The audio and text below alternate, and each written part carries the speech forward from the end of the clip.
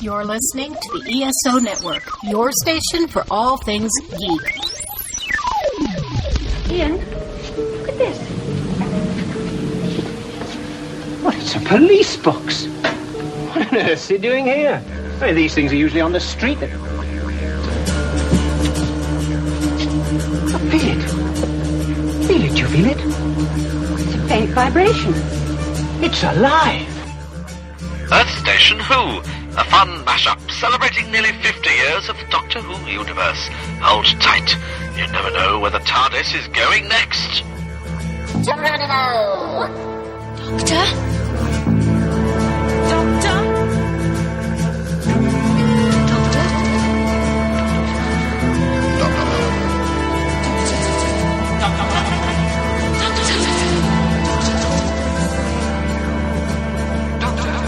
Hello. I'm the Doctor.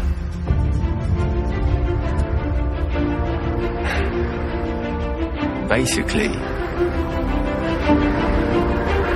run. Hey there, listeners. Welcome to another episode of Earth Station Who. Well, technically, it is not just any other episode. This is episode 300, folks! Woo!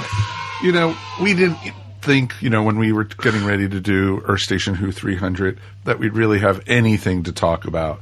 We just thought, we might have one or two news stories, but my God, we have so much to talk about. We have nothing but news. Oh my God. Thanks, And Russell. It's like Russell T. Davies at his best. So it's going to be a ton of fun to talk with you guys about this. I've been looking forward to this for quite some time already, since they made the announcement about the 14th Doctor. And now we have some, other news to talk about also. So, folks, as we like to say, if you don't want to be part of this tonight, and if you don't want to be spoiled, please put us on pause. Or don't watch the live video, because we are on Facebook. Hi, Facebook people! So, it's awesome to see everybody. And, we're going to spoil the hell out of everything. So, please, anyone at home, please write us feedback at earthstationwho.com. Or if you want to talk to us here on Facebook, we will be monitoring it. And I think I'm going to assign Mr. Mike Gordon the Facebook guidelines tonight. So he basically is going to be the moderator over there. Mm-hmm. So as we get into the stories and talk about stuff, and people, please feel free to jump in and ask questions and stuff. We've got a lot of people already. Yeah, we do. And, we'd almost think we're popular or something. So I think it's pretty cool. And folks, Neisha is jumping in already. So awesome. Cool. Woo. So let's introduce everybody as we're going around. So as we are talking to you, of course, we have our regulars with us. Mr. Mike Gordon is here. Howdy. 300 of these, my friend. 300. My goodness. Not to mention all the ones that we, did before on just regular Earth Station 1. I mean, it's been a long, strange road, but a fun one. Wow. You could Stranger all the time. I know. I was going to say you could quote the Grateful Dead there, what a strange, long trip it's been. So it's pretty cool. And, of course, Mary Ogle is here, too. Hi, everybody. It is fantastic to be here. And so, awesome. We are going to be talking all about Doctor Who tonight, and we have our regulars. But we have a few guests with us, of course. Of course, we couldn't do a live show without Melanie here, so it's pretty darn awesome. So Becoming the live fixture. I love this. This is awesome. You are a good luck charm when we do things live, so, it's pretty awesome. Oh, no, that means there's going to be more news all of a sudden? Exactly. No pressure. Can't take any more. Hot off the presses right here. No, Captain Jack is... No, just kidding. I won't Hell's even freezing start that. over. Exactly. Christopher Eccleston has signed on now. Oh, as the room goes silent. And, of course, we got Mike Falkner here. Mr. Falkner, welcome back, sir. Hey, thanks for having me. So episode 300, does that mean I have to get a spear and take off my shirt? No, wrong friend. No, please don't do No. We're going to spare that from the audience. Oil yourself up. Exactly. No. Let me put the baby oil away. Hang on. Exactly. No, Mike, you're going to be one of them that they leave behind when they go out to battle. We only have room for 300. You're number 301. Sorry, bud. Exactly. Damn it, I missed the draft again. Yeah. And of course, returning back to the show, we got Neisha. Welcome back. Are you there? I'm here. Can you hear me? Okay. No, there we go. Couldn't hear you at first. Yay, it's good to have you back. So we've got a great crew, and it's going to be a ton of fun to talk all about this. Of course, if you are listening at home, please, thank you for listening. And of course, you guys can subscribe to us up on iTunes, Stitcher Radio, Spotify, or wherever fine podcasts are found. Earth Station Who is there too. We're with the big boys now. We passed 300 episodes. I think that's pretty awesome. God, in the last couple weeks, we did our 10th anniversary, and it only took us 10 years to get 300 episodes under the belt. That's not too shabby. I think it's pretty cool to be able to say, we made it to 300. Now let's go on to 600. That's it. So that's a lot of Big Finish we're going to have to review. Because, Trial of the Time Lord is still floating out there somewhere. So we don't probably got enough Big Finish to keep us busy. I hope so. I really hope so. Because I'm having Put fun. that to the test. And, Earth Station Who spun off of Earth Station 1 because people said, hey, you're talking too much Doctor Who on the show. So we said, okay, we'll do a Doctor Who podcast instead. Yeah. You were like, is that possible? Yeah, there can never be too much Doctor Who. Exactly. We must have known Graham was coming, so we knew at the time. So it's awesome. So it's going to be a ton of fun to talk about everything that's going on with everybody tonight. Like we said, spoilers ahead. So let's start in with Before we start, Mike, I just want to. I think Elizabeth had a really good comment here. She said, "I love and hate talking about a new Doctor. I'm excited for a new Doctor, but I'm already missing the last." Oh, I agree completely. Aww. That I agree completely with. Yeah, it's Jodie she's been robbed. I've said it a couple times. She is an amazing actress, and I think she put all she could into the series. And tonight, I'm not going to try to bash Chibnall once. Maybe 3 or 4 times, but not once. Yeah, I'm not even making that promise. It never works. Yeah. No, but and I agree with Elizabeth. Totally. I would have loved to seen Jodie with RTD.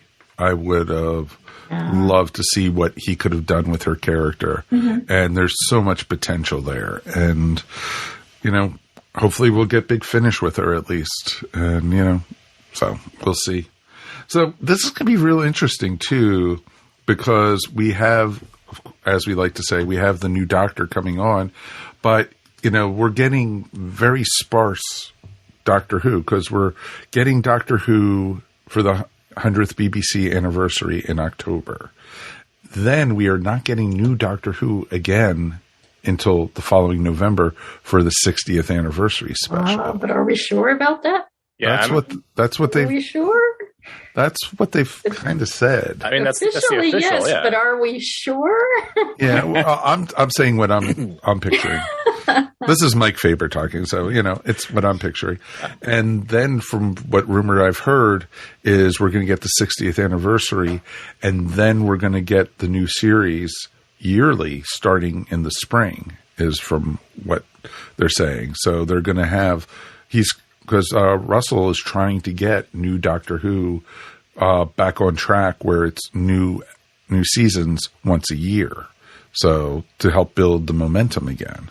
So by doing that, he's only going to give us one for a year and a half. Yeah, pretty much. Yeah. But are we sure? I'm also in the skeptical. Yeah, I'm also in the skeptical boat because it's Russell T Davies who's been really secretive, and that's a long time to wait, especially with all the new money and the new blood that's being pumped into this franchise at this point. Right. They're actually starting filming awfully early if they're not going to show it till November 2023. For an entire year away from now. Yeah, I'm thinking the same. First, real quick, this is my first show back on any show whatsoever in 11 months. Because I love this team of people. I was like, dude, I gotta talk Doctor Who with Mike and Melanie and Mary and Mike and everybody. So, and I am actually still in the hospital. I just working, but it's okay. They don't. We love you for it too, and we're glad to have you back. We're so glad. We're so glad to have you back. So let's introduce folks to the new Doctor. I think that's the best way to do it, and I think we are going to have a ton of fun. Mispronouncing his name left and right, and but it's Shooty, but it's not that bad. No. Shooty got one. It's funny hearing on YouTube though all the different Doctor Who places mispronouncing his name, and it's like, God, if I was drinking every time they would mispronounce his name, I don't think I would have even made it through the first day. That's what it feels like when the shoe's on the other foot, right? Yeah. Now I know. Now I sympathize with you folks at home when I read, on my show. So it's good. So it's a pretty interesting. What do you guys think of the pick? Let's start off right there. Are you guys, intrigued by it? I know some people, overall I've heard very positive. I have heard very positive about the pick, and I've never seen Sex Education, so I don't want to say I've seen him in anything before, but that's okay. I'd rather come in blind. I never saw Matt Smith in anything. I never saw I saw David Tennant in Harry Potter, but yeah, that's not much. Yeah, exactly. Right. And I'd rather come in blind with a new Doctor, and so this is cool. I don't have any preconceived. The only one I had seen a ton of before was Jodie and Peter, and so it's going to be very interesting to see, what we're going to get here. I went and watched some clips of him on YouTube because I had not seen him in anything either. He's fantastic. I mean, even in these little clips I was watching, he just draws you in. I think he's going to make an amazing Doctor. I really do. That is awesome. Yeah. I mean, he has quite a few BAFTAs under his belt because of it and because of his other work too. So I think that says a lot in terms of his acumen and his ability to draw in and connect to the audience. So I've only seen like 2 episodes of Sex Education, to be honest with you. So I don't know it that well, but I'm excited. I am. So I'm so excited for this change. Matt Sweatman says, I think Sex Education is the now most streamed series by Doctor Who fans. Probably. I'm sure it is. Oh, I'm sure. Netflix was sure there was a huge bump in the ratings. I think when Mike Faber and I were talking about this casting, and we both were like, who? Wait, that's the best sign we've got. We have no idea who this guy is, and he didn't even appear in like the betting pools that kept going around. His name never appeared in any of the rumors. So it was just completely out of nowhere, just pulled this name out of a hat, and there he was. And I think it was a compilation of clips from Sex Education on Facebook, and I was just blown away. He has Tennant and Smith energy, and it's just he's going to be one of those up in your face, just bubbly doctors, and I'm so ready for that with the to bring that kind of energy back to the show. I have not seen his work either, but just looking at the photos I've seen of him and seeing the interviews that he's done with the press release information. First of all, I was not surprised that Russell picked a young, good-looking gentleman because I figured that's what he was going to do, and that works. And he's got he looks like he is one that's grateful for the opportunity and excited about the adventure ahead, and that to me is good as well. Mm-hmm. Yeah, I think he was a fan already, and it shows. I think he himself is very excited about this whole venture, and I'm thrilled that it's somebody actually that we don't know very well, because that just gives him such license to bring his own energy and spirit to the role. I am so looking forward to it. I am so thrilled they chose a person of color finally. Mm-hmm. Yes. It's about time. Yep. It's way past time. But yeah, I I gotta say, it is so nice to just be excited about Doctor Who again. Oh yeah, very much so. And it's going to be, I'm excited because we don't know what to expect. We don't know what kind of character. Is he going to be a good man or is he going to be, no, just, but we don't know what to expect. We don't know what, because you could see pictures of him, and I've seen so many different costumes for him to be in already. And it's like, let's see what the official costume is going to be. And God, please let his TARDIS be so much more attractive than Jodie's interior. Just brighter. Brighter would be nice. Brighter? I want to see the round things back. Hello. Yes. That interior.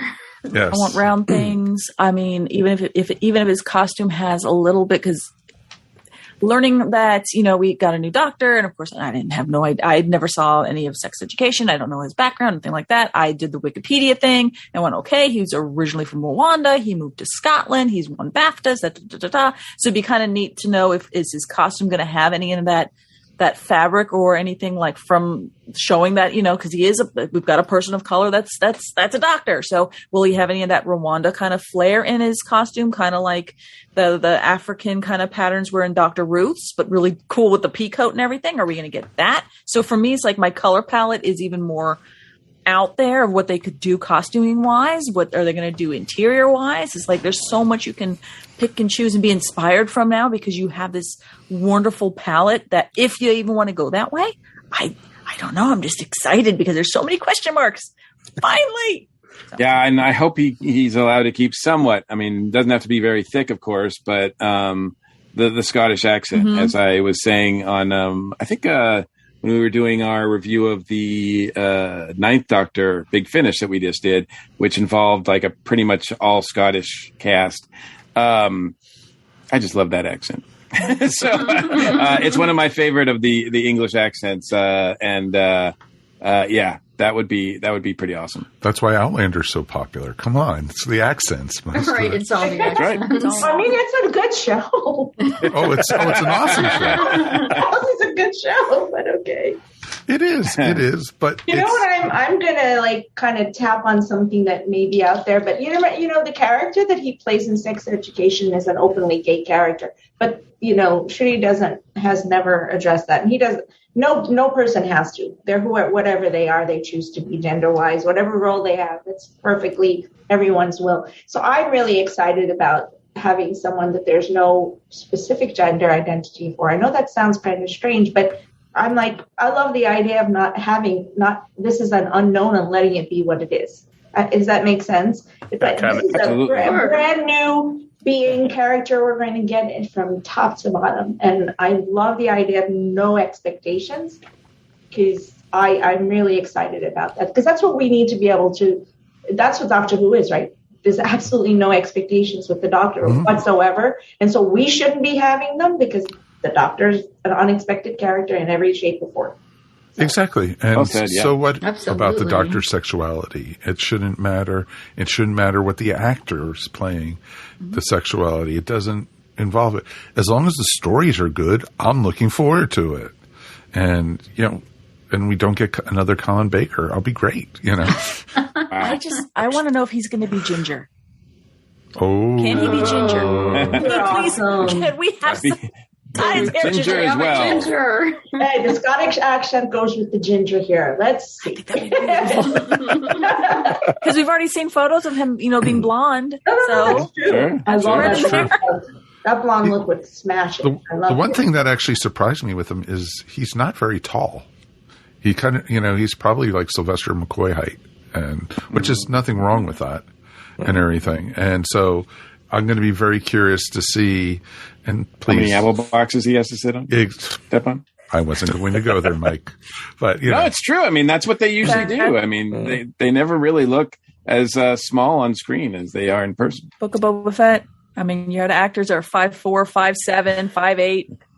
Yeah. Whatever size Danny Trejo is, because I know he is not vertically. He's not tall. I've met him. He goes like 5'6" or 5'7". Yeah, so stood next to him enough times. So you can always kind of casts that same range, so you can shoot a little low, and you're like, yeah, but that's 6'1". Why do they keep on shooting upward from the ground? I don't know why. Why is that?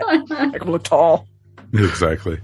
But short people can't be heroes. I mean, come on. We just how about we just the point? Let him be what he is.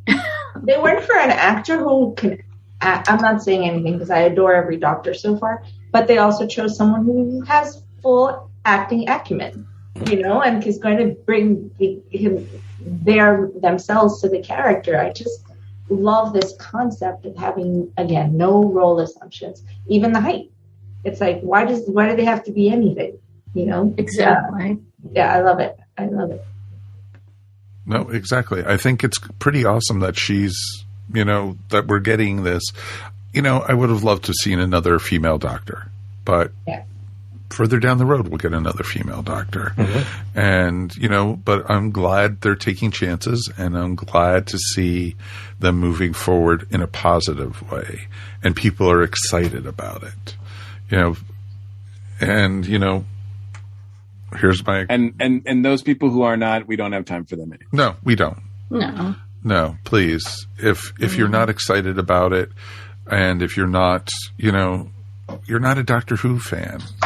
You're missing the point. Exactly. Point. As we keep on we've always said on the show, Doctor Who is about change and evolution. It always constantly changes. It never stays the same. In the whole 58 years the show has been on the air, it has always moved forward. It has taken chances. It has, sometimes for the better, sometimes for the worse, but it's always taken chances, and sometimes hasn't played it as safe as some people would like, or had the same kind of characters they would like. But you know what? We're getting some amazing stories, and we've had some amazing characters and amazing actors on the show over this time, and I think it's going to continue. And I think we can also say, I feel pretty confident too with this casting. It's not stunt casting, because Russell T just doesn't do that. He doesn't believe in that. And whatever you want to say about Russell T's time before as a showrunner, the one thing I think that he did better than a lot of folks is that he always cast really good actors as characters, and really characters that might not have meant to be more than one episode or more than a scene or two, but because of the actor and what they did with that role, they went on to do more and more and more, and become more and more active, and become some of the most beloved actors of the franchise. So I know that if Russell T Davies is casting someone, then I have pretty confidence in that person, in that person's abilities, and in Russell T's abilities to use him to his full potential. Agreed. I can't disagree with that, Mikey. That's a great statement. Yeah. And, here's moving forward. And you know what? I'm wishing, Ncuti the best. And I'm looking forward to it. And always people who always ask me, who's your favorite doctor? And I usually go, whoever's the current doctor. Mm-hmm. And because it's the same character. It's just a different actor playing it. And, it's always interesting to see how they change and everything. There's certain times I don't like what the actor's doing with the doctor and such. And that's been every actor on the series. Even some of my favorites have done episodes that I didn't care for. But overall, I still love Doctor Who. That's why I've done this for 300 episodes, folks. Come on. Even in the darkest times, like I won't quote. Okay, yes, I will. Chibnall's era. Wow, we're still talking about it. That's the point, though, right? I mean, we're not. Even though we point out the negatives along the way, right? We say, okay, this isn't my era. This isn't the thing I enjoy the most out of Doctor Who. We're still engaged. We're still talking about it. We're still looking forward and saying, how can we make this better? And what are the highlights out of it? And now as we're looking forward to this new change, which is what the show is all about, we're all excited about it. Not because we're kicking to the curb the past. We're saying the show is evolving and continuing to grow. We're going to talk about it for another few years and wait for another change to come along. It's beautiful. Well, the cool thing about, them also casting Ncuti, it also opens a whole new generation of young kids who now can go, hey, the doctor looks like me. I can be the doctor. Yes. But you also had that with Jodie's doctor too. Yep. And I think, and that's inspiring. It's pretty awesome. Yeah. We could be inspiring the next doctor number 20, doctor number 24, or something. You absolutely are. It's so funny you said that because, my daughter's going to be 29 this year. And no way. Yeah, can you imagine that little pequeño? That little she's going to be 29. Oh, sorry, Jyoti. I said that out loud on air. Everybody knows you're Jyoti. But because she's this big. So the thing is, she looked at Shrudi's age and she said, oh my gosh, he's literally my age. This is crazy. I could be the doctor. It's so nuts that she said it because she said that. And I was like, yeah, well, you could be if you wanted to be. There's absolutely no, there's nothing to keep you from being anything that you want to be. And this character, as we move forward with the incarnations of the Doctor, look, you know me, I've said this forever. The Doctor was written to change. The Doctor was written to be a completely different being at all times, no matter what incarnation, what parallel universe, right? So therefore, the possibility for every generation is that they are the people who can be the Doctor. And that, I think this opens up that window of possibility and dreaming, which is what, for me, Jodie was a lot about that, and then now we have that more. Well, they set the precedence for that really way back with the second Doctor when he was getting ready to regenerate at the end of War Games. And the Time Lords were forcing his regeneration, and they were showing all these different people and everything. And then, they never showed him turning into Pertwee. And, they just had him fade away with all these different people around, showing that the Doctor can be anybody. It could be the person sitting on the bus next to you. It could be your school teacher. It could be your best friend. The Doctor could be anyone. And that's what they're proving, is the Doctor could be anybody. And anybody can be the Doctor, which is pretty darn awesome. Yeah. Another thing that's awesome is that Neisha just blew everybody's mind in the chat because they can't believe that she has someone who's 29 years old. Okay, should I blow your mind even more? My son. He says you look 29 yourself. My son's 32, guys. So yeah. Oh. Wow. That kind of also ties into something I've seen as a like a lot of people are commenting like this is their first Doctor that's younger than them. The first actor that's playing the Doctor that's younger than them. I've had that for a long time. I know a lot of people are feeling like, wow, this is so weird. But yeah, mine. I think David was mine. David was my first Doctor that was younger than played by an actor that was younger than me, and it is an odd thing. I mean, it really is like that does let you know, hey, I'm getting older with this franchise. He's like the first. I would say something about that with finding when some things are like when athletes are younger than you, people winning the Super Bowl or, Playboy Playmates are younger than you. And that's when I started feeling old. And then when the actor who's playing the Doctor is younger than you, that's like, okay, let me just get my walker and my AARP membership. Yeah. Jodie's my age. And to see that, Shruti is the first actor cast as the Doctor who was born after the classic series ended. I'm like, oh, ow. Yeah, because I think he was only like 12 years old when Doctor Who came back. Yeah. In 2005. He's only 29. Yeah. I mean, Matt was 26 when he started, but let's count backwards here. Yeah.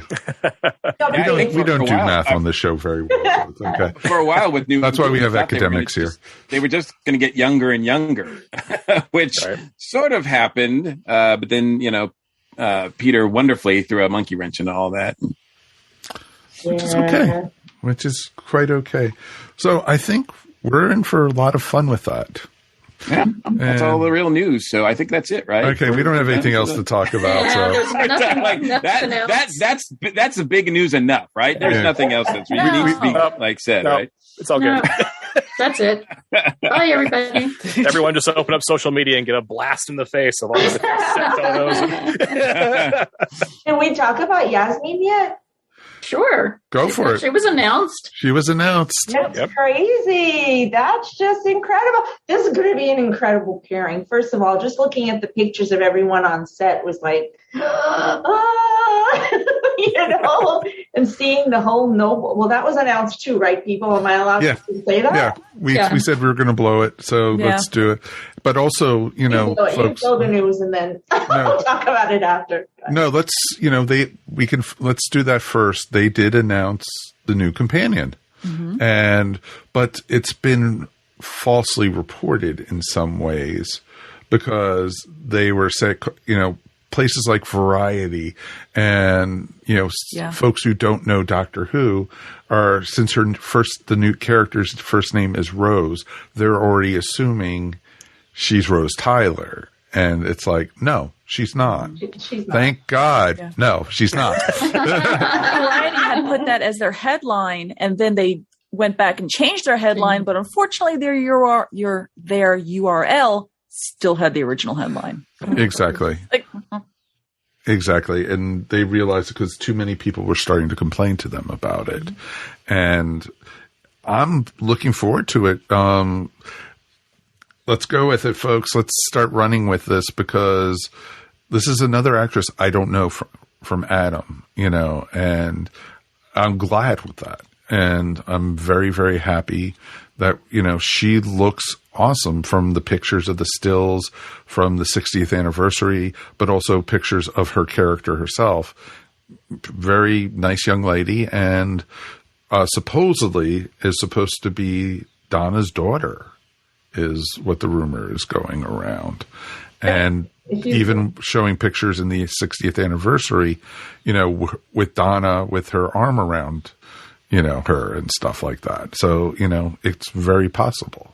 And looking back to representation again, she's also the second confirmed transgender actor cast in Doctor Who, and the first potential companion. I don't. Is she going to travel with the 14th Doctor? Do we know that for certain? They haven't actually. They haven't confirmed that. Yeah. But I mean, she seems to be a major character. I mean, she's been announced by the BBC and by Russell T Davies, so she's got major gravitas as a character, and it's like that is amazing to have that level of representation, coming at us on top of the 14th Doctor's announcement. Now we've got her as well. Yeah, this is amazing. I'm so excited. But from the pictures, I mean, the scenes include the no. Am I allowed to say that too? Who's included in those scenes? I don't know. Sure. They're everywhere. I mean, you can't avoid it. So we're good. We're just talking. I mean, literally Rose's characters with the whole Noble family. So, it's like, hey, and all of them are there, which made my heart so happy. Mom, Grandpa, and Yeah, I was super excited. I love the concept of her, but time-wise, unless this is a time loop, which, hey, it's Doctor Who, so whatever, I'm not sure that would work unless they're a very young character. So, not sure, but... I will use the opportunity here to say that looking at all the pictures that I've seen of David Tennant and his character, as well as the fact that he's with Donna and family, and they've got this Donna's child and everything. I think, with Flux, Chibnall really opened the door to the multiverse concept in Doctor Who. And I really believe that this is a multiverse. This is another version of 10 or a Doctor that is with Donna. So there's all the other rules of her not being able to, like our Donna, not being able to remember anything or whatever. Mm-hmm. I think that's all off the table as far as this stuff is concerned. I have no idea, really. I mean, that's just a guess, but. It's a very good guess. With everybody, doing multiverses now, thanks Marvel. It just seems to me that it's a great opportunity to play around, as Russell likes to do. And so, why not another version of David Tennant's Doctor? It's a possibility. It could also be that the regenerations somehow went wrong or are going wrong. And that she goes backwards instead of forwards, even though she's not supposed to. I've heard that rumor, and I just no. I think it's got as much validity as anything else at this point. Well, Yeah. Well, I mean, what was the one that you told me about last night, Mike? Where she regenerates into two people? She regenerates into Tennant and then into Shudy's doctor. Yeah. Well, which I've also is like, heard she regenerates into Tennant. Tennant regenerates into Matt Smith. Matt Smith regenerates into somebody else. And it goes So if on I get a and Dr. on. Donna, I'm happy. I'll take that. Thank you. I'll take a Dr. Donna. Then we have Ginger, and then I'm happy. We're good. You know, my personal theories now are all looking really good if we're looking at this multi-regeneration thing. Okay, so it's not like this is precedent setting if it happens. Don't you remember during Tennant's age we had a multiverse technically? So it's not True. like and it was literally in Tennant's time. Pete's World, It was exactly. Pete's World. That's what I'm telling you. So in the other world, who the heck knows what happened? Because there's another Rose is there. So Yeah, Exactly. It could be Dr. Hand. We don't know. Yeah. Well, They've also Joe Martin is established as an alternate I'm so timeline. excited about Joe Martin coming back somehow, some way. Have they established Joe Martin's doctor as an alternate timeline yet? So, Well, No, not yet. not yet. sort of. Yes and no. They've hinted at it, but Is it assumed because of the timeless child, or is it not? So Chibnall is leaving so many loose ends. It's like a big pot of spaghetti. yeah. Well, Chibnall basically said, "I don't care. I don't know either. I Looking never like even Mr. thought about it." Fantastic and Doctor Strange. I got it. Yeah. and I don't know. Nice. Spoilers. Chibnall's pouting because he got kicked out of the sandbox. He's like, "Fine, I'm just taking my toys and leaving them here, and I'm going home." You know what? I don't know. I don't know if Chibnall's playing coy, if he's really just going to leave this whole thing on the table and be like, "I'm done. I'm out. See ya. Have fun." Because we, from the trailer for the 60th or for the whatever it is, the BBC centenary, there is the effect that it looks like Jodie's regenerating, but it's the same special effect they used for the fob watch when it opened the first time that she's got from Division. Mm-hmm. So I'm wondering if she does open it, gets that flood of memories, we get some kind of answer from it to say goodbye to Chibnall's era. But so I never idea. I stopped having expectations about Chibnall's era a while ago. So you mean that's a safe bet. Sense as a storyline? That would make so much sense, but it probably won't happen because it's shown. All right. So, right. If it makes sense as a storyline, I'm almost assured it will not happen. Well, there you go. That was your answer. So. There you go. Who knows? But either way, I mean, it's exciting. I mean, no matter, because we're all here, we are speculating. We've seen endless possibilities of what could be happening, what not could be happening. Are our expectations going to be met with disappointment? I mean, that's possible. It's Chibnall, of course. No. I mean, I'm not talking about. I'm talking about what Russell's doing. Mm-hmm. Because of all that stuff coming. I mean, look, who can't be? I know that there's people out there that don't like him, but fact of the matter is that David Tennant in all the franchise is one of the most popular doctors ever. So putting him in this in some capacity is a very smart move. And again, with David and Russell working together, I have no doubt it's going to be interesting and exciting. I'm very excited to see that. Donna also has a huge fan base. Yeah. So, and a lot of people who are thinking, are not happy with the way her story ended. So this could be a way to address that in some ways. So I think it all speaks for some really good stuff that's potentially going to happen. I do have some fears though, because, it's going to be allegedly Shudigatwa's first outing as the Doctor as a 14th. Oh, right. So I mean, it's going to bring a lot of eyes to it because we got the 10th Doctor, we got Donna, we got all this stuff together. Wilf, oh, be still my heart. I was so excited by that. I know, but I mean, is it going to overshadow Shudigatwa's outing, premiere outing, and that right? I hope that Russell T Davies can manage all those pieces and actually make it a good outing so that we're hooked and come back for episode 2 with the 14th Doctor. Right. Well, we've never had a multi-Doctor story and a regeneration at the same time. And that does, a lot of times it does, speak to usually you want to let's just sort of let that new actor take it first and for a little while, right? Take it for a test drive. But yeah, 14 doesn't get that option. And so right off the bat, they're going to figure out a way to make him stand out. Well, I mean, Well, think about sorry. Go ahead. I was going to say, well, you also had that kind of happened to Capaldi when Clara got on the phone and suddenly there's 11 talking to her.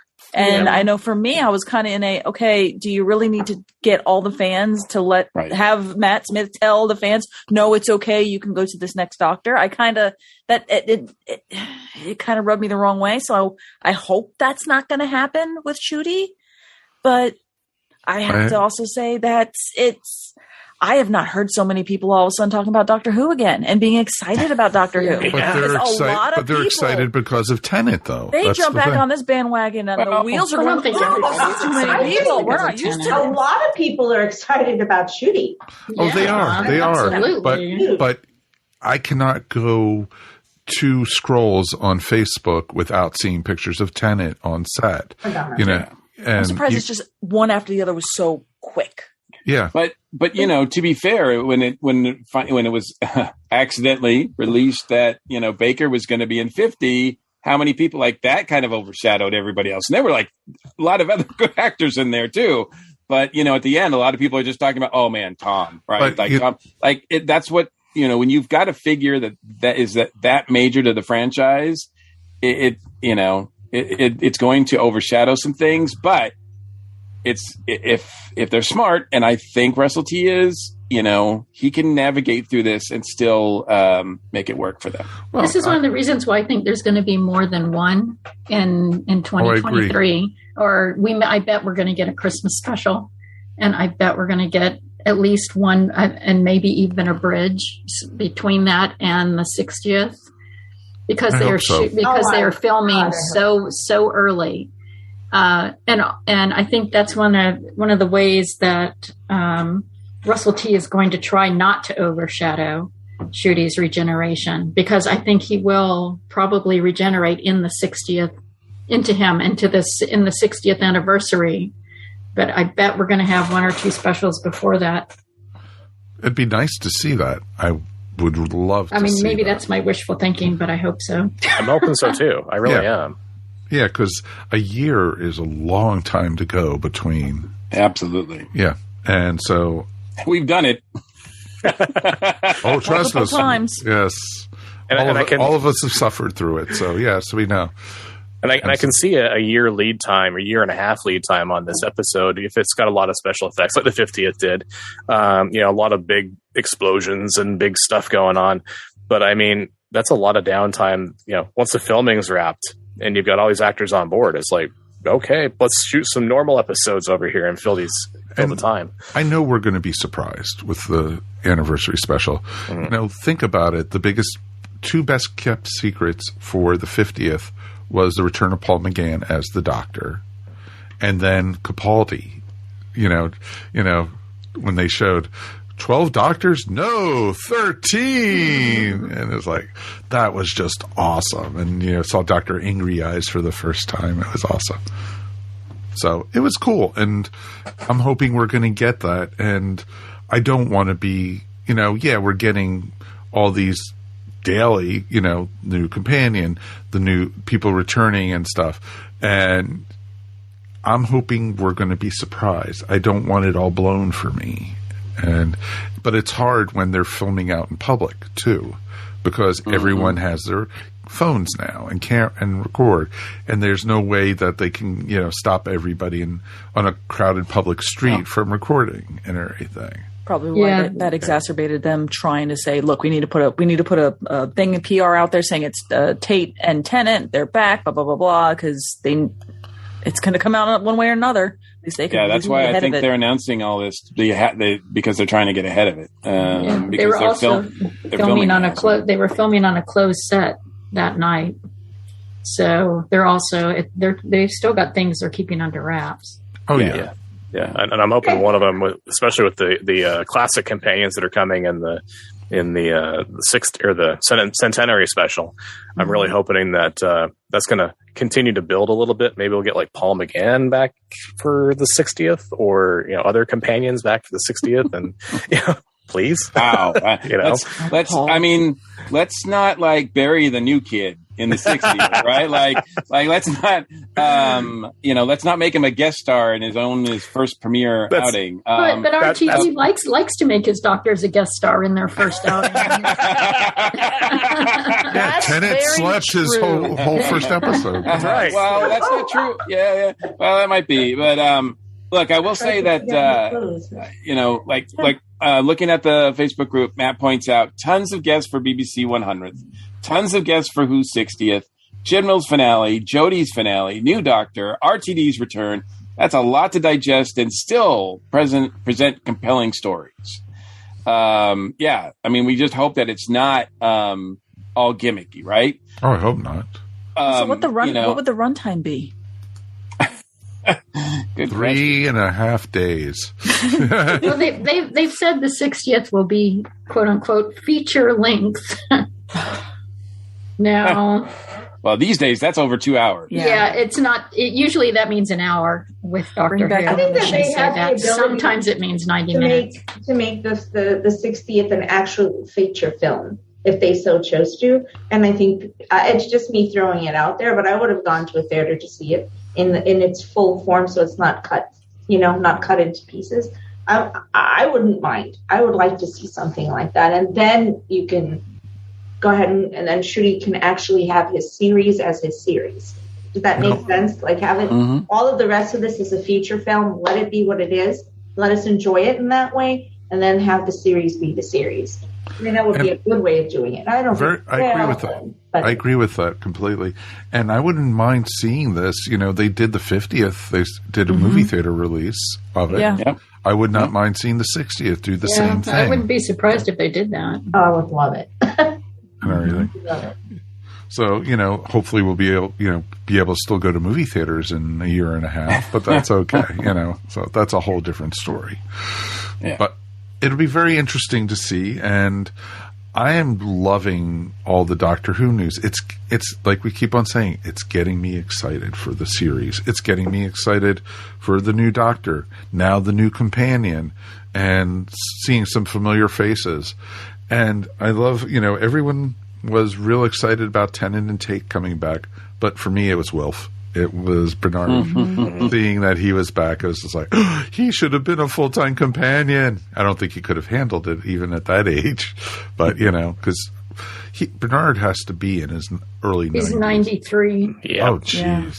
Yeah. Bless him, I think it's awesome. All the pictures I saw of him on set, they were wheeling him around, so I don't know if he is actually not able to walk at this point, or if that's his character or not. I don't know. Yeah, that actor had to pull out of a series a couple of years ago due to health issues, and he has not acted since then. So it's quite possible. Yeah.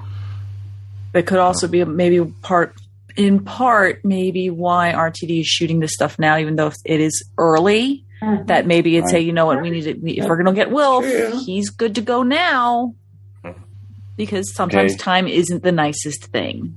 Right. And I'll just throw this out there because it's the first thought that hits my head. I just wish that other Doctor Who actors that were getting older would be used before it's too late for them as well. Yes.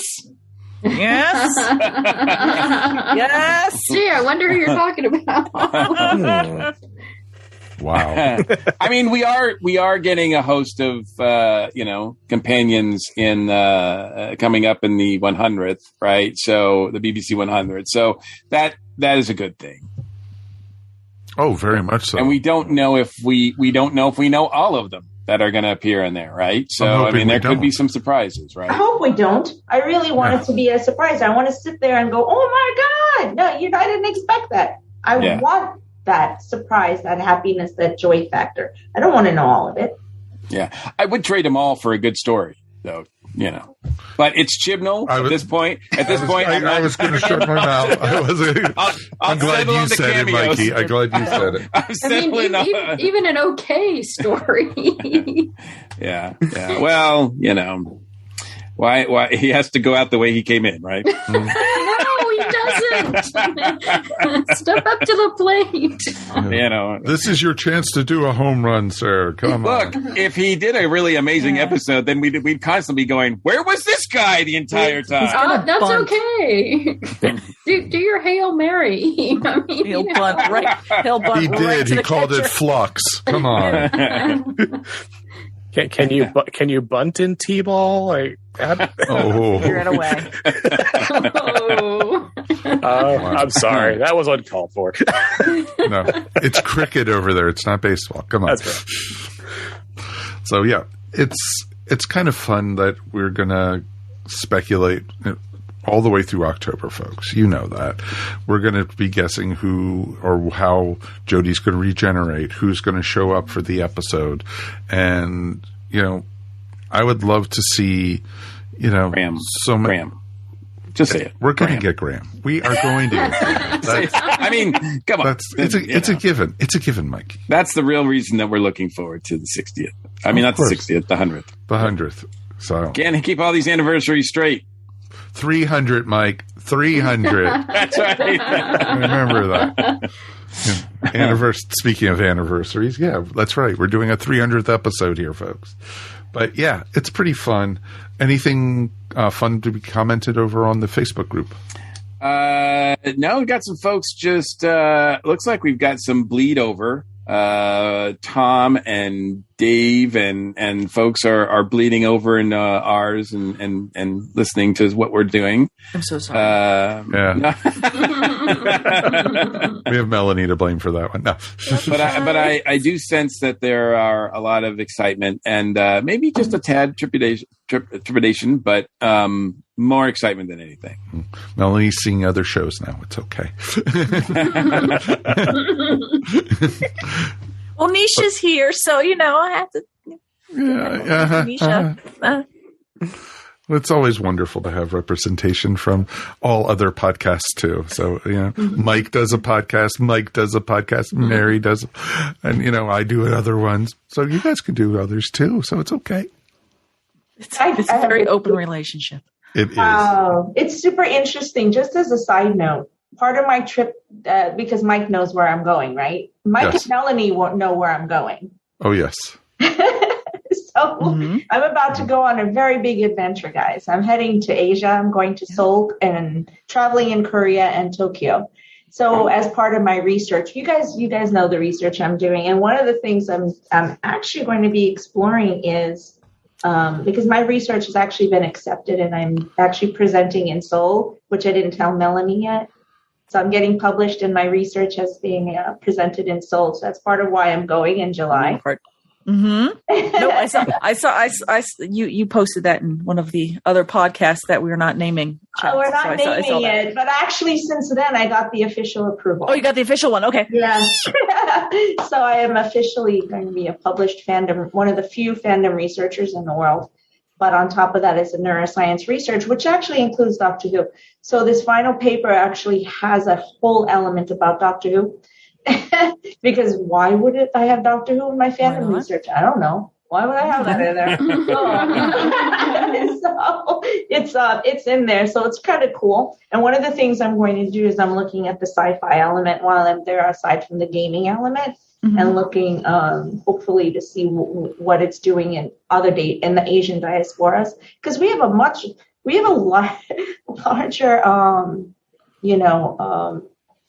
acumen or a larger volume of consumers of sci-fi in Asia than I think we realize. So it's kind of like I want to really explore that as well as my other passions, which you also know I have, so which is on the music side. So I would say share some of that with Chibnall, but he's not going to care. Nope. Yeah. I had to get a stab at him too. Everyone else was doing it. Melanie just lobbed the hand grenade. Chibnall's watching this right now, going A2 Melanie. Well. Mike, if I find out anything while I'm there, you'll be the first to find out. That's awesome. I'm excited for your adventure. It's pretty awesome. That is awesome. Yes. Wow! Congratulations on having your paper presented. That's awesome. Very, very cool. Dude, I get to be a nerd. Yay! Yeah. Oh, Neisha, get to be? You've been a nerd, you know. I know. A scientific nerd. Wait, I'm not already. Yeah, exactly. You're already there. You're just, stating the obvious. Come on. It's pretty cool. But we are very, very excited for you and everything. Excited. Yay. It's very cool. But yeah, any other Doctor Who news? We should get back to that, Yeah. Let me open Facebook really quick and see what. I know, right? Yeah, right. I will say that one thing that I always love about at least all the circles that I've, within speaking to, like within this group and other groups, is everyone that's ever. I have never met somebody that hasn't liked a doctor specifically, but they've always shifted that to their writing, where they don't feel that the doctor, if it's a doctor that didn't gel with, it wasn't because of the actor. It's always been the writing. Right. And for not with Chibnall, Moffat, because there was a lot of that kind of always going off. It was, the cursing of the writer or actually the showrunner. So I even think that no matter what Ncuti does, I have a feeling that most Doctor Who fans are the first thing they're going to do is go after Russell, which even though he's the golden child right now, and he's coming back to lead us out of the wilderness. Well, but if he doesn't, we're going to go after him and not Ncuti. People always forget though that RTD gave us farting aliens. Yes, he gave he also gave us the Absorb-a-Lot. He also gave us Chloe Weber and many, many more. So there's, that hybrid Dalek thing or whatever it was.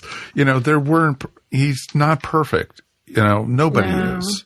Though he has had a lot of really good experience after Doctor Who. He has. I mean, he is at the top of his game.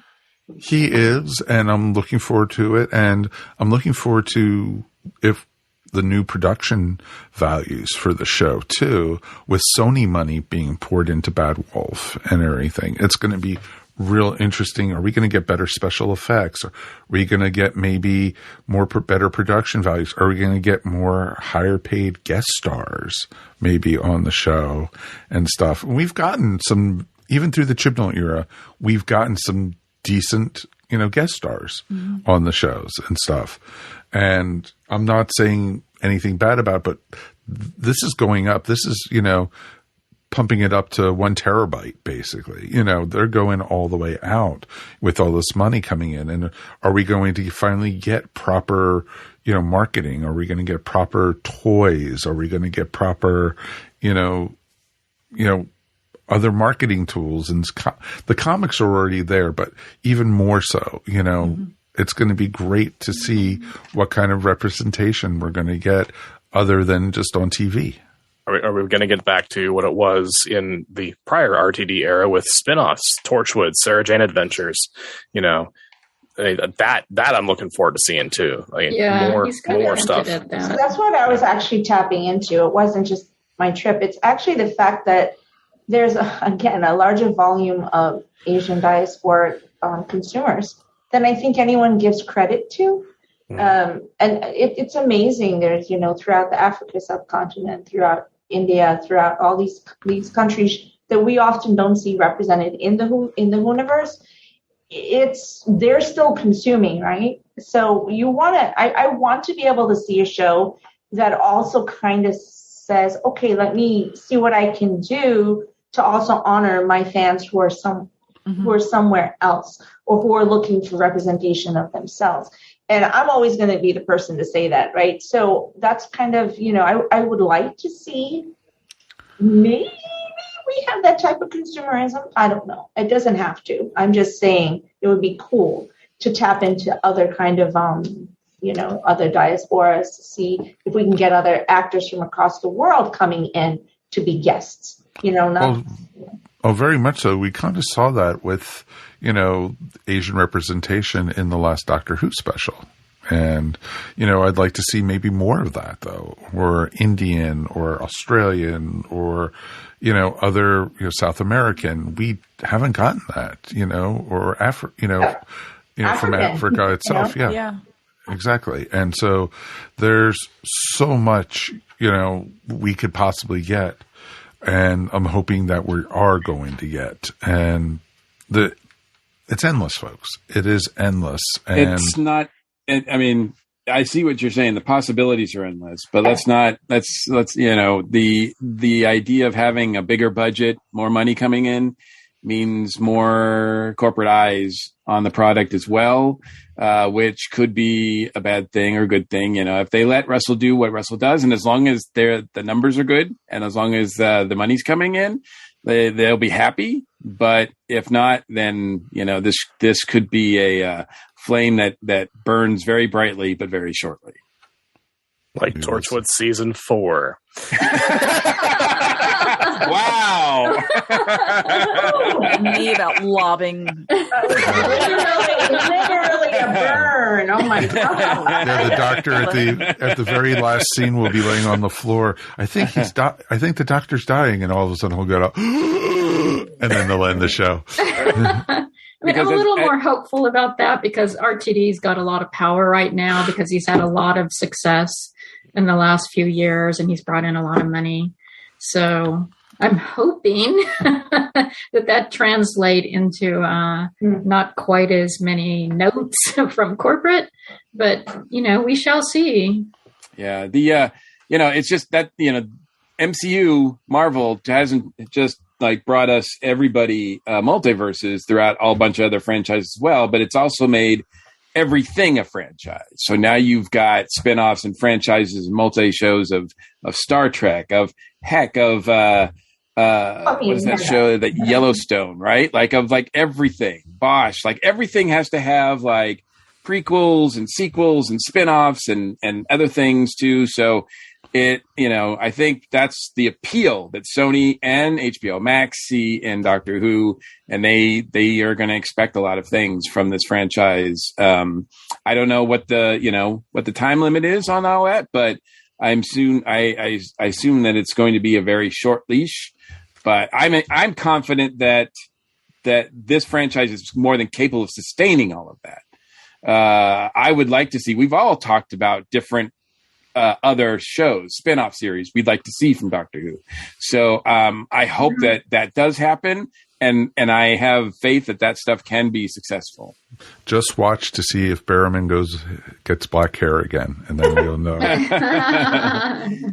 Well, we'll see how whether or not he's approachable. That'll be because that's the other thing too. It's I think they're going to stay away from hiring people who are maybe controversial, right? Yeah. And unfortunately, Barrowman's got a tag on him. So he created his own situation. I'm sorry, I'm not quite as forgiving as I think you guys are about Barrowman.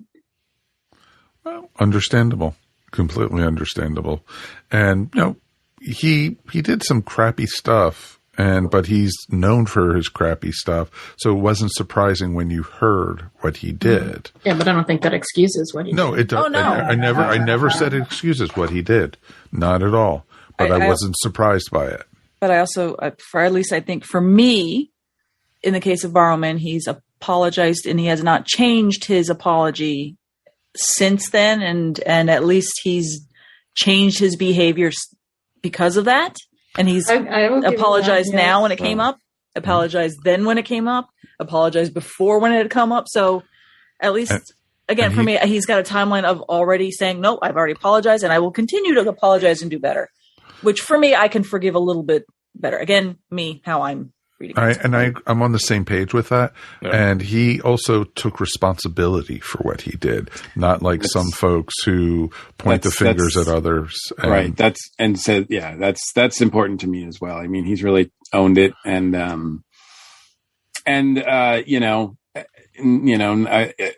behavior's behavior, but there's some behavior that's worse than others. And there are certain members of the franchise that have behaved in much worse ways that I don't feel that the door is going to be open to them ever again. And I'm okay with that. No, agreed. So it's going to be very interesting. I doubt they're going to give Barrowman his own series. Oh yeah, that's absolutely not going to happen. I mean, So I don't know what that means if Torchwood is dead. But I mean, I hope that you can bring Torchwood back without him. I hope Russell T does kind of figure out a way to get Torchwood back, because I did like the concept, and there were a lot of potential and possibilities with that. And I'd like to see that continue to be explored.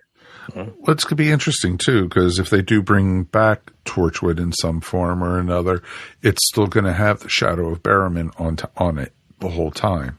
When's he showing up? When's Jack going to be there? Is he going to be in the season finale, or is he going to, be there, somewhere? At the very end of Tennant's run, when he was seeing everybody, was Martha and Mickey, where were they? They were off fighting a Sontaran. Yeah, but what group were they with? Unit, I think it was. They were with Unit. Yeah. Because I'm saying that I'm not saying that Unit. Mickey's coming back, because No, that's not going to that's happen. the one. No. So I was like, which one was that? That was Unit. Okay. The horrible thing about that is that It was a different multiverse of Unit, though. that makes it difficult to bring back Martha in any way, and I No. A divorce couldn't be a thing then. Yeah. Well, true. I love the concept of bringing back a merged or a melded philosophy of Unit and Torchwood. Let's just say that they found a way to bring them together. And then you were able to bring back the companions like Martha, who would actually be the Martha Badass boss of that entire thing. Sorry for my language, but it's the truth. And then you bring in companions that you'd like to see come back, who would make sense for that type of thing. Because then you have some continuity as well in bringing back characters who are weighted and we want to see. So I actually, if RTD is smart, I would actually consider doing that, because that could be a more successful way to spin off. I could see that happening more with a Charitable Earth and Ace's organization. And I could see, because she has the agree with money, she would look for other companions. And that's exactly what I would. I could see that. I totally see that happening. The book's amazing. The entire concept is phenomenal. And then Ace is going to be back pretty soon, right? So I'm like, where are we going? Where are we going? So the budget for Squidget. If anybody's read the book. Yes. Okay. Yes. Yeah, that was its name, right? The little. I think so. Yeah. Squidget. It's been a while since I read that book, but it was phenomenal. If it's still in my head and I can remember scenes from a book, that is to tell you how phenomenal it is. So, I have hope. I've had a hope that they are going to make that an actual real series, because I adore it. Mm-hmm. And it would be awesome, them reintroducing Ace in the 100th anniversary. That maybe that's the clue to maybe, hey, this is the beginning of a spinoff. Type thing. A Tegan and Ace spinoff. Well, you had Sarah Jane's Adventures. Why not? Why not? And it's total time loopy, so hey, it's perfectly in line to do whatever.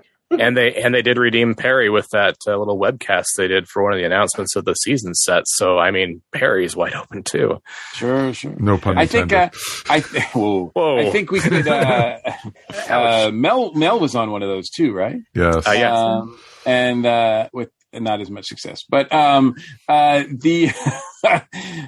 you know what? The idea of Big Finish did it with Companion Chronicles, but the idea of having some sort of event thing happening on the Earth and forcing a lot of companions to get together and stop it without a doctor sounds like a fun adventure to me. So, I would love to see something like that. But I think that's what's so really, really exciting about Russell coming back and everything that's ahead of us is because the atmosphere, the soil is right for these seeds to grow. And I don't think it's ever been better than now. So, no pressure.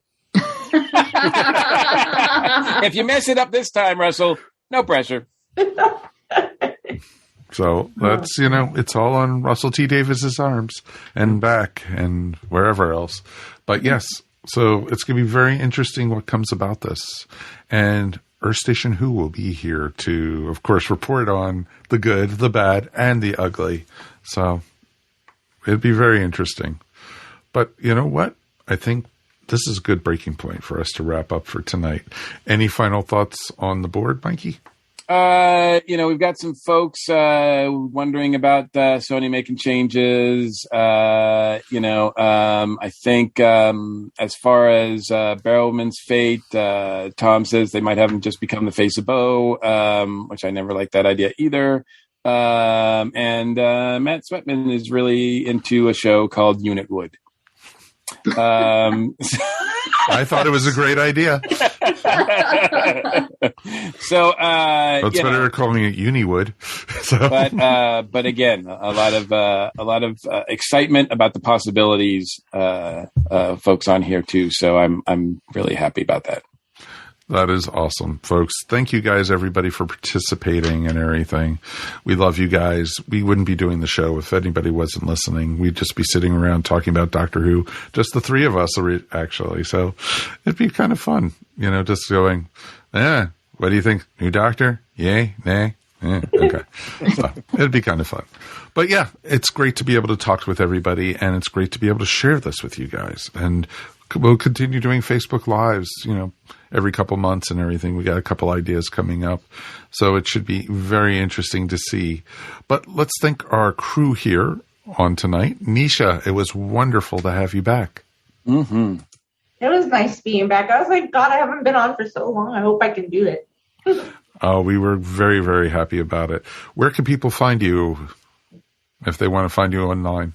So they can, there's a lot going on with this, but you can absolutely still find us on diversitygeek.org on the website, which is going to be launching brand new as of this month. And I have an entirely new show, which I will not reveal quite yet. It's going to be very different. And it's part of what this trip is about. So you will be seeing me live from Korea and Tokyo. So you guys keep in touch, because you're going to be seeing some things live from there.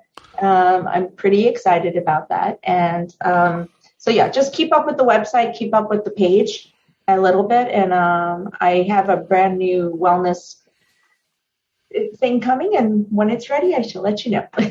That is awesome. That is really awesome. And Melanie, always great. Thank you for always having me. I'm always just intrinsically grateful for coming over here and talking Doctor Who with y'all, and just anything geek, just in general. I know, because we got some Star Wars stuff coming up, and I think you might be interested in joining. What? No, as I look around at my Mandalorian helmet, my Boba Fett helmet, my Crosshair helmet. No. Oh my God, my Black Series has gone crazy. Yeah, I see. Oh, sorry. You're starting to catch up with me with my pop figure, so it's starting to. Yes. Someday. Quick pitch time. I will be at MegaCon Orlando. So my booth is in Artist Alley. It's 365. I feel like I'm going 365 right now, trying to prep for my final stuff, but that's this weekend in Orlando, Orange County Convention Center. Thursday through Sunday, I will be on 6 different panels, either with the Legend of the Traveling TARDIS, or I will be doing a how-to draw series. So find me there. You can find me on my Instagram at Pieces of Melee, where I'll also be doing live stories, stuff like that, here, there, and everywhere. So hopefully that is awesome. See you there. I totally forgot we have a booth at MegaCon. My team is going to kill me because I'm in San Francisco and this is their first time handling it. We have both 2174 people at MegaCon. Okay. We're going to be there with Melanie. So. Awesome. And Mike Falkner, I hear you're not going to be at MegaCon. I will not be at MegaCon. That is awesome. Want to promote your stuff, sir? Yeah, absolutely. Years ago, I started a little project called the Timestamps Project on my website, Creative Criticality, where I decided to go look at Doctor Who episode by episode, week by week, and chronicle that adventure. I just recently published The Day of the Doctor. I hit the 50th anniversary on the blog, and I was so excited about that. So that is up now if people want to go look at it. And it is a monster post. Going forward, I've got the look at the 5-ish Doctors reboot and the Adventures of Space and Time to wrap up the 50th anniversary. And then I'll say goodbye to Matt Smith with the Time of the Doctor and a quick wrap up of him. And then it's into the Capaldi era. So that continues to flourish. You can find all that and more at creativecriticality.net. Awesome, man. And you're doing a great job, dude. It is awesome. Thank you. Wow. So I guess by the time that Russell really starts going, you'll be caught up. Yeah, actually, if I remain on target, and it's all coincidence, but if I remain on target, I should have caught up by the 60th anniversary. So yeah, I can't wait to hear what you're going to talk about Flux. You know. Yeah. Wow. Yeah. Let's not tell him it's all downhill from here. Exactly. Wow. Okay. And let's thank our regulars. Mary Ogle, thank you so much. You've been such an integral part of the 300 episodes, and it's been awesome. You joined with episode 101, actually. So, I'm amazed it's been that long. It doesn't feel like it because we have so much fun talking about Doctor Who all the time. I'm so happy that you guys asked me to be on. Oh, it was almost like something natural. You know, when Phantom announced that he was leaving, Mike and I turned to each other and said, who do we want to replace Phantom? And we both said, like, almost at the same time, Mary. And it was just like, and it's been one of the best decisions I've ever made with podcasting and everything. Same here. I've really loved talking to you guys. It's been fantastic, and you've become a really good friend and a fantastic co-host. And you know what? And I don't know if we've made the announcement officially, so we'll make the announcement here. Mary is now officially you want to call it the media director? Media representative, media director, media. You are officially the media. You're the other. Director of media for ESO Network. Media person. Yeah, exactly. Congratulations. God bless me. That's a lot of work. So it's pretty awesome, you know. So I'm doubling her pay right here on the spot. That's the most exciting part. Exactly. Exactly. Remember, anything times 0 is still 0. Just remember that. Exactly. So, but it's all the jubilation of being part of the ESO network. So it's pretty awesome. And we love you, Mary. It's awesome. I love you guys too. And Mr. Mike Gordon, who has been with us since the first episode. Yeah. Wow. Before. Yeah, well, for Earth Station Who since the first episode. Yeah. And, you know, we're coming up on your 12th anniversary with ESO Network or Earth Station 1. So coming up in probably about 2 months. So. Wow. I guess now that is the time to announce that I've been demoted to janitor of the Earth Station 1 network. Well, you know, JD decided to do his own podcast. So, you know, he's no longer part of, stuck in the airlock. So we need somebody to clean up after it. So, Exactly. So pick up after yourselves, will you, before you leave? Mm-hmm. I'm seeing a new podcast here, Earth Station Mop Bucket. Wow. Yeah. Well, I know 2 yellow puppets that are looking for work, so I can I think that, Bob and Carl might be, looking for a new podcast to be part of. So yeah, I'm under them. So that's kind of sad, but you've been great to work with, Mikey. It's all been awesome. It has been great. I've always said about Earth Station 1 and all the podcasts that we do that, if it ever got to feel like work, I would not do it anymore because I really don't like doing work at all. So it's been a joy to be part of this. At the time, when we joined, I knew very little about Doctor Who. I had known a little bit, but I had never done a lot of these episodes that we've reviewed. A classic I've watched for the first time. And so it's been a great way to be introduced to all of that part of the franchise. And I'm really proud of all the work we've done. I'm really, really thankful that, you accepted that email from me that first time for Station 1 and led us on this journey. And must I say, on behalf of all of us as well, thank you, sir, for which none of this would be possible without you, man. You do most of the heavy lifting for not just this show, but all our shows. And it's much appreciated. I've got broad shoulders. I can handle it, but I appreciate you I appreciate all you guys more than you could ever imagine. And there are hearts flying all over the Facebook group. Oh God! It's becoming a love fest. I got to change this up real quick. Oh, God. Come on, it's all good. It's all good. It's good to have some love in the air nowadays with all the hearts and hugs. With all the crap that's been going on. Oh, there's a few angry ones too. I don't know I don't know what the problem is. But. Oh, I'm talking. Probably that's what it's about. It's not us. It's you. It's me. It's me. But yeah, it's been fun. Doctor Who has been a passion of mine since I've been 10 years old. And that's going on a long time, folks. And, you know, if I hadn't found the talents of Wei Chiang, I probably wouldn't be doing this because I wouldn't have known about Doctor Who for quite some time and it's amazing, you know, thinking that in high school and junior high and such, that I was the only person in the world who knew who Doctor Who was because nobody talked about it. Nobody knew about it or anything. And knowing how many of us were out there back then even was pretty amazing to think about.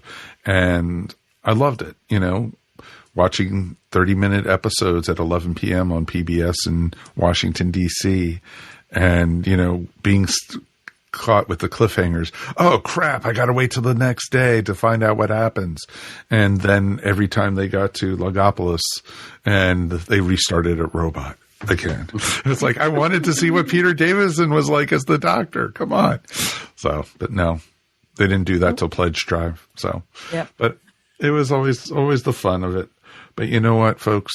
I am so grateful for every one of you and knowing that I've actually, because of this podcast, I've talked to doctors. I've talked to companions. I've talked to people who've worked on the show. I've talked to people who work on Big Finish. I've talked to, you know, production people. It's been amazing. And I never once thought that was going to ever happen. And you know what? I think it's pretty cool to be able to experience that with everybody. And we're not going away anytime soon. You know, Trial of a Time Lord is way, way off for us, you know, and I don't foresee us doing that for quite some time. And we're going to be back again next week. We're going to be talking our next episode. We're going to the 11th Doctor era, and we are looking at Curse of the Black Spot. And it's going to be, you know, anytime we get to see, you know, Lord Grantham from Downton Abbey on Doctor Who. It was pretty awesome as a pirate of all things. Mm-hmm. And we got to see Amy Pond in pirate outfit. So that was pretty awesome too.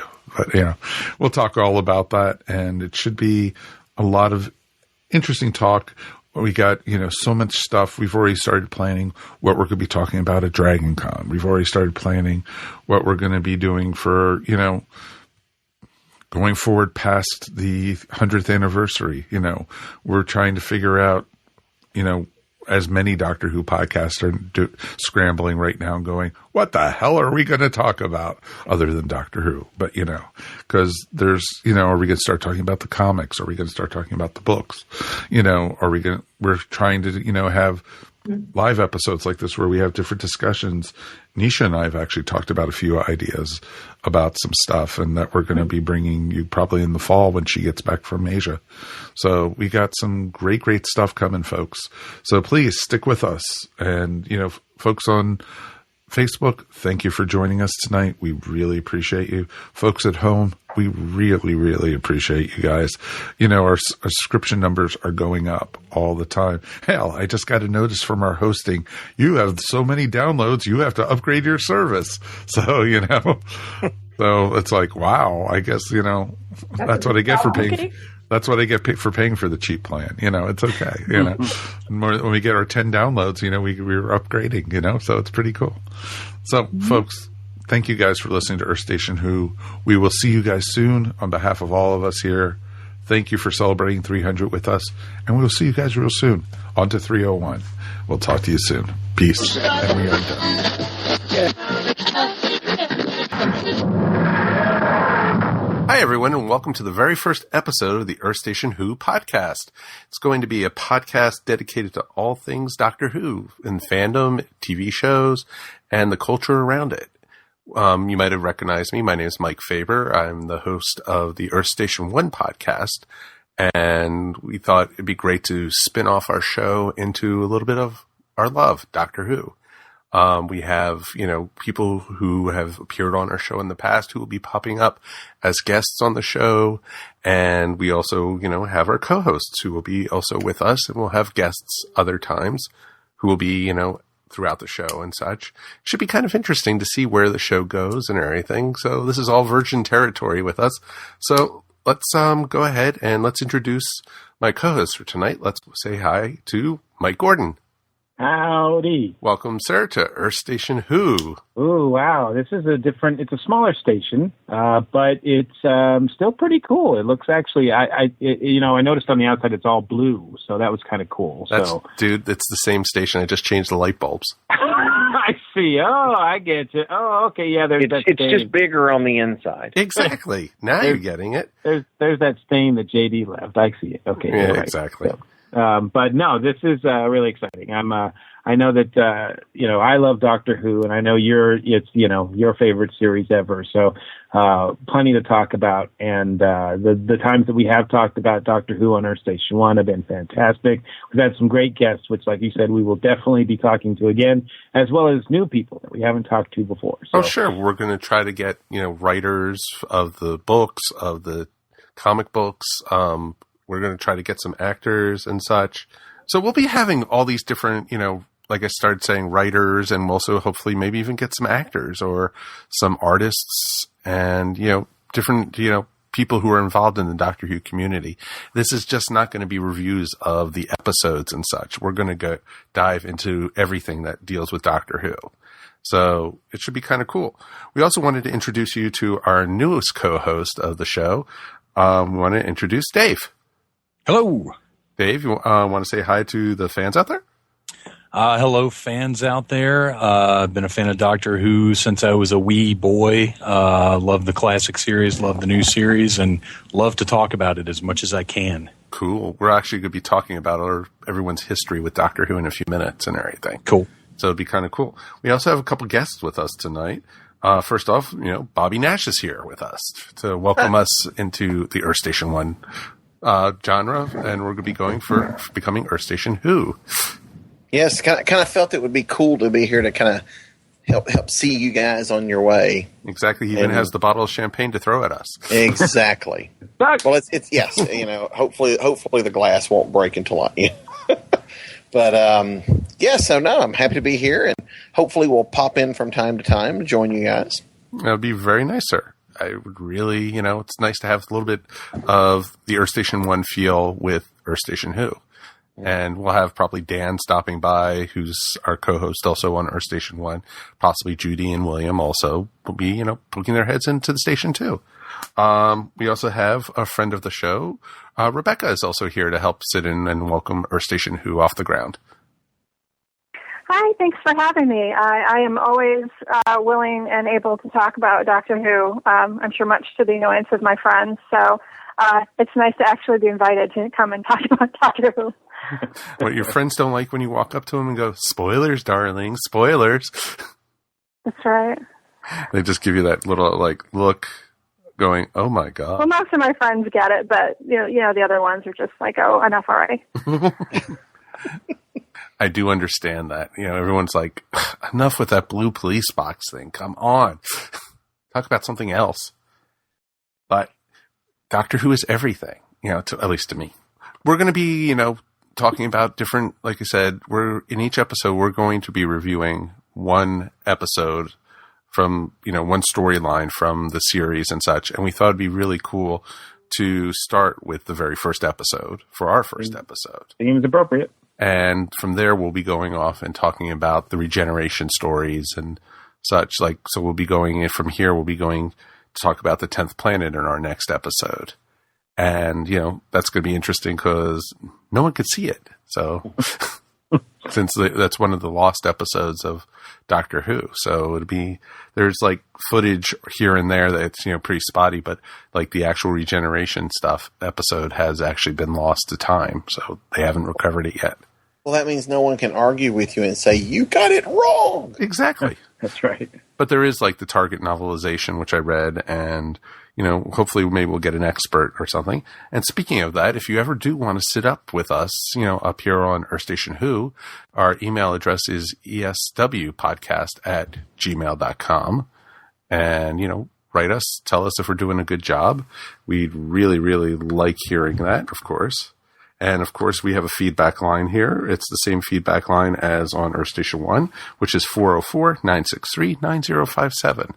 You know, call us 24/7. We have a recording and, you know, say, hey, your first episode was great. The first episode was, and, you know, it'll be kind of cool just to hear about it. So let's go around now. This is usually the portion where we're going to have Doctor Who news and such, but I thought it'd be a cool way for new listeners to learn a little bit about us and such.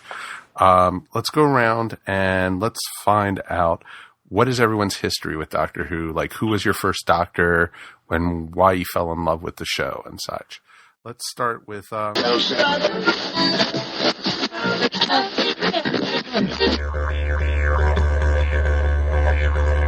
You have been listening to Earth Station Who, a bi-weekly pop culture podcast dedicated to all things Doctor Who, featuring talents from across the universe. All topics on the show are the sole opinions of the individual and are used for entertainment value alone. You subscribe to our podcast up on iTunes, Stitcher, or follow our blog at www.esopodcast.com. You can also follow us up on Facebook, Twitter, or Google+. If you enjoyed the show, please leave feedback up on iTunes.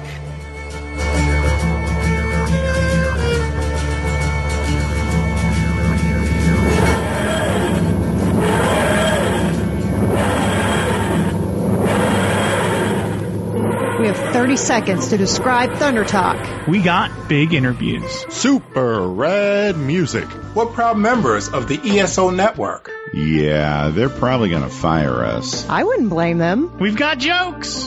Adult jokes. And nerd junk. Woke nerd junk. All the woke nerd junk. Find Thunder Talk on the internet. And the ESO network. Ta-da! This has been a broadcast of the ESO Network. Be part of the crew and help support our shows by donating to our ESO Patreon or by shopping at the TeePublic store, which can all be found at www.esonetwork.com. The ESO Network, your station for all things geek.